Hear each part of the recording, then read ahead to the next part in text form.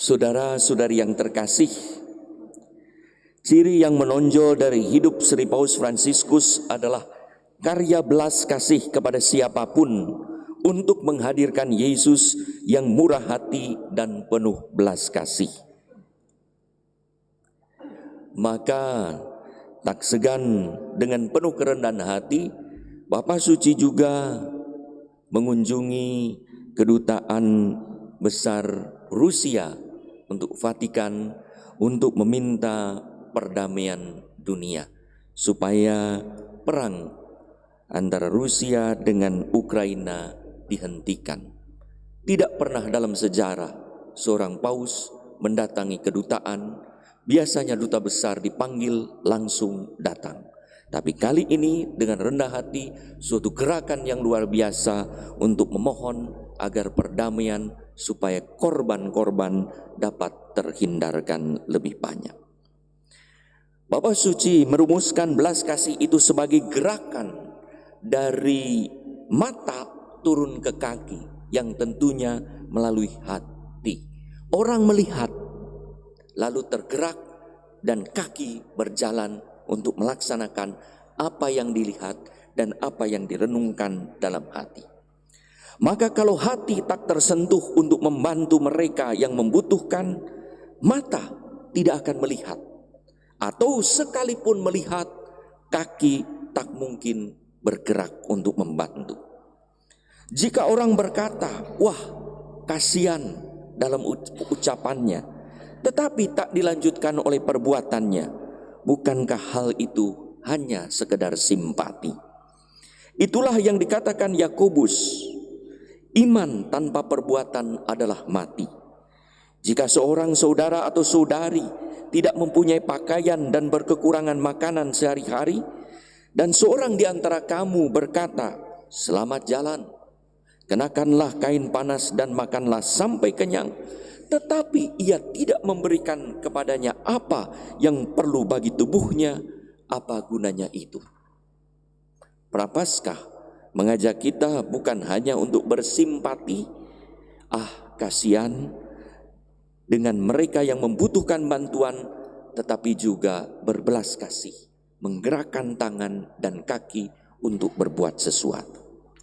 Saudara-saudari yang terkasih, Nabi Yoel mengajak kita pertama-tama untuk membersihkan hati sebagai fondasi dari perbuatan baik kita, buah dari kehendak untuk bertobat.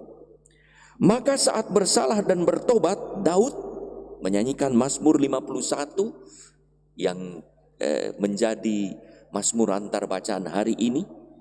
Bersihkanlah aku seluruhnya dari kesalahanku dan tahirkanlah aku dari dosaku. Mazmur 51 ayat 4. Mazmur Daud ini juga menjadi doa batin para imam pada saat mencuci tangan pada waktu misa. Memang tidak diucapkan, itu didoakan dalam doa batin. Doanya sangat bagus. Tuhan, basuhlah aku dari kesalahanku dan sucikanlah aku dari dosaku. Yang dibasuh adalah tangannya, tetapi yang didoakan adalah hatinya.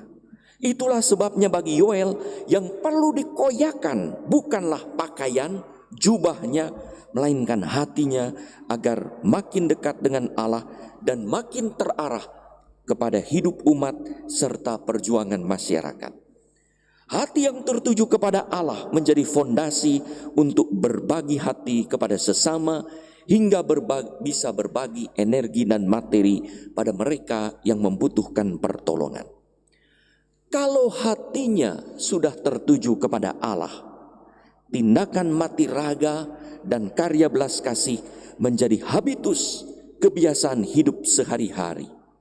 Untuk itulah Yesus menegur mereka yang melakukan doa, puasa dan amal hanya sekedar upacara ritual dan seremonial tahunan belaka untuk tontonan, bukan persembahan kepada Allah yang ada di dalam hati di tempat yang tersembunyi.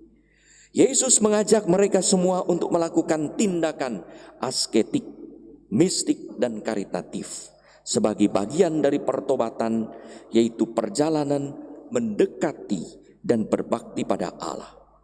Orang berpuasa dan berpantang pertama-tama agar hati dan budinya makin selaras dengan kehendak Allah, dengan memancarkan kasih-Nya dalam perkataan dan perbuatan pada sesama melalui karya belas kasih.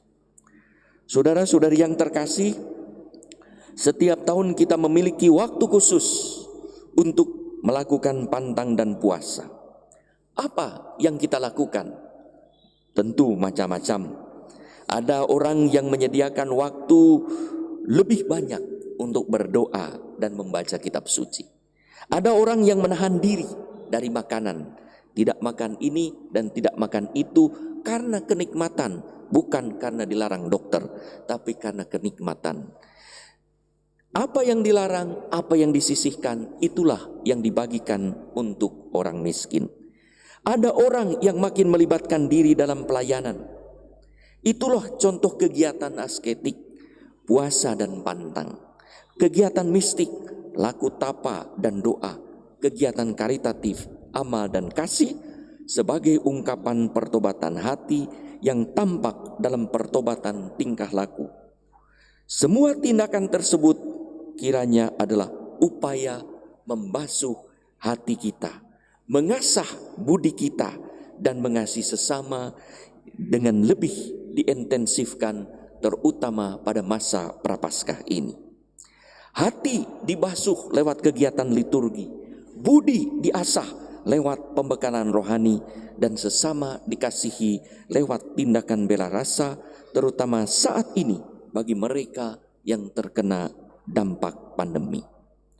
Pantang dan puasa bukan hanya menahan diri dari kejahatan dan dosa, tetapi juga dari kesenangan-kesenangan yang baik dengan cara menyisihkan materi tertentu, uang, energi tertentu, tenaga yang kita bagikan dan berikan pada sesama yang sungguh membutuhkan, agar mereka juga mengalami belas kasih Allah melalui perbuatan pantang dan puasa kita yang konkret.